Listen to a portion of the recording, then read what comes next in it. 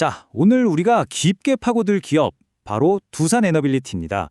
특히 2026년 1분기라는 아주 구체적인 시점을 콕 집어서 이야기해 볼 건데요. 도대체 왜 이 시점이 회사의 미래를 좌우할 결정적인 변곡점이라고 하는지 그 이유를 지금부터 속속들이 파헤쳐 보겠습니다. 오늘 우리가 살펴볼 순서는요. 먼저 지금 세상이 어떻게 변하고 있는지 새로운 전력 패러다임부터 시작할 겁니다. 그리고 여기서 부활하는 원자력 이야기, 또 두산 에너빌리티를 이끄는 두 개의 강력한 성장 엔진을 살펴볼 거고요. 이 모든 조각들이 어떻게 2026년 1분기라는 한 점으로 모이는지, 그리고 시장의 평가는 어떤지 마지막 결론까지 한번 쭉 따라가 보시죠. 이 모든 이야기의 출발점은 요즘 가장 핫한 주제죠. 바로 AI입니다. AI가 우리 삶을 바꾸고 있는 건 좋은데 이게 정말 어마어마한 양의 전기를 블랙홀처럼 빨아들이면서 전력 시장의 판 자체를 뒤흔들고 있습니다. 맞아요. AI가 똑똑해질수록 전기는 훨씬 더 많이 먹는다는 거죠. 이게 진짜 문제입니다. 데이터 센터는 1년 365일 24시간 단 1초도 멈추면 안 되거든요. 그런데 태양광이나 풍력은 해가 안 뜨거나 바람이 안 불면 어떡해요? 안정적으로 전기를 계속 공급하기에는 한계가 뚜렷하죠. 바로 여기서 새로운 대안이 필요해진 겁니다. 자, 그럼 여기서 질문이 생기죠. 탄소 배출은 줄여야겠고 AI 시대에 필요한 이 막대한 전기는 대체 어디서 끌어와야 할까요? 이 어려운 질문에 대한 가장 현실적인 해답으로 다시 소환되는 카드가 있습니다. 바로 원자력입니다. 그리고 이 거대한 원자력 르네상스의 한가운데 바로 오늘 우리가 이야기할 두산 에너빌리티가 서 있습니다. 글로벌 공급망의 핵심 플레이어로 말이죠. 이게 그냥 그럴 것이다 하는 막연한 기대감이 아니에요. 진짜 코앞으로 다가온 구체적인 계약들이 줄줄이 대기 중이거든요. 그 신호탄이 바로 2020년 유럽에서 터집니다. 자, 이 표를 한번 보시죠. 여기서 제일 먼저 눈여겨봐야 할 게 바로 2026년 1분기로 예정된 체코 원전 계약입니다. 이게 시작이고요.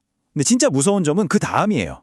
두산 에너빌리티는 한국형 원전이든 미국 웨스팅하우스 원전이든 상관없이 양쪽 모두에 들어가는 핵심 부품을 다 만들 수 있다는 겁니다. 이런 회사가 전 세계적으로 거의 없어요. 바로 이게 게임 체인저인 거죠. 쉽게 말해서 유럽에서 누가 수주를 따내든 결국 핵심 부품은 두산 에너빌리티한테 와서 사가야 한다는 겁니다. 글로벌 원전 시장의 필수 부품 공급소가 되는 셈이죠. 정말 엄청난 포지션입니다. 자, 그런데 두산 에너빌리티의 이야기는 이 대형 원전에서 끝나지 않습니다. 미래를 책임질 또 다른 강력한 엔진이 두 개나 더 있거든요. 바로 SMR과 가스터빈입니다. 그러니까 원자력 전략이 두 개인 거예요. 투트랙이죠. 대형 원전이 국가 전체에 전기를 공급하는 중앙 발전소 같은 거라면 SMR은 데이터 센터나 공장 바로 옆에 지을 수 있는 맞춤형 미니 발전소라고 생각하시면 쉬워요. 훨씬 작고 유연하죠. 이 SMR계의 TSMC라는 말이 정말 기가 막힌 비유입니다.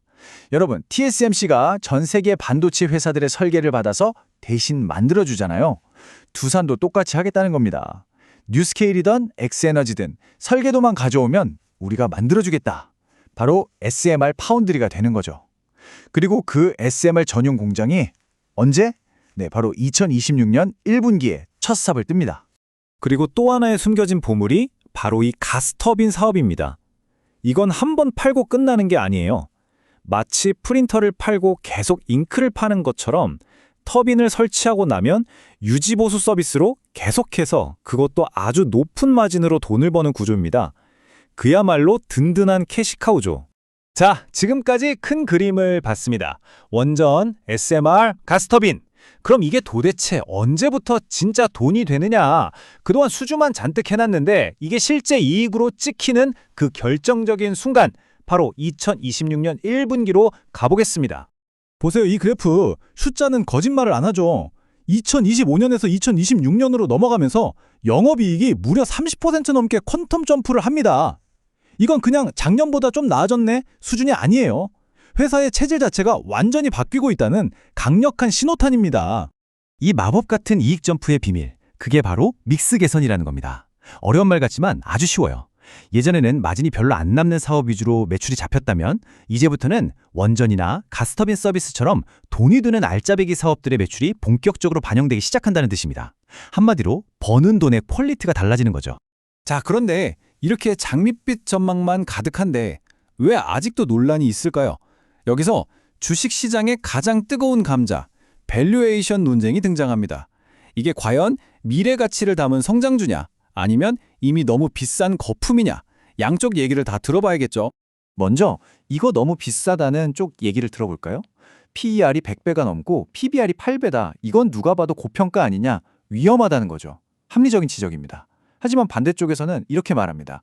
지금 에너지 시장은 AI 때문에 완전히 새로운 판으로 바뀌고 있다. 예전의 잣대로 테슬라를 평가할 수 없듯이 두산 에너빌리티도 새로운 기준으로 봐야 한다. 와, 정말 팽팽하죠? 한 증권사 리포트에 나온 이 말이 이 논쟁의 핵심을 꿰뚫는 것 같아요. 2026년이 진짜 본 게임이다. 그러니까 지금까지 우리가 본 건 다 예고편에 불과했고 수주가 진짜 실적으로 바뀌는 본편은 이제 곧 시작된다는 겁니다. 자, 그럼 이 모든 정보를 종합해서 결론을 내려보겠습니다.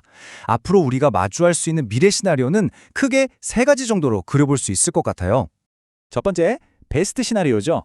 2026년에 체코 계약도 딱 터지고 SMR 공장도 착공하고 모든 게 계획대로 되면서 주가가 크게 도약하는 겁니다. 두 번째는 지금까지의 기대감이 이미 주가에 많이 반영됐으니까 당분간은 좀 쉬어가는 흐름이 나올 수도 있겠죠. 마지막 세 번째는 갑자기 시장 전체가 안 좋아지면서 조정을 받을 수도 있다는 건데요. 다만 많은 전문가들은 이럴 때를 오히려 기회로 보기도 합니다. 오늘 이야기의 핵심을 딱 한 문장으로 요약하자면 이렇습니다. 2026년 1분기는 두산 에너빌리티가 지난 몇 년간 공들여 준비해온 모든 것들이 숫자로 그리고 실물로 증명되는 그야말로 진정한 시험대자 변곡점이라는 겁니다. 마지막으로 이 질문을 여러분께 던지면서 오늘 이야기를 마칠까 합니다. 과연 두산 에너빌리티는 거대한 중공업 기업을 넘어서 새로운 에너지 시대의 TSMC가 될 수 있을까요? 그 답을 찾아가는 과정이 앞으로 정말 흥미진진할 것 같습니다.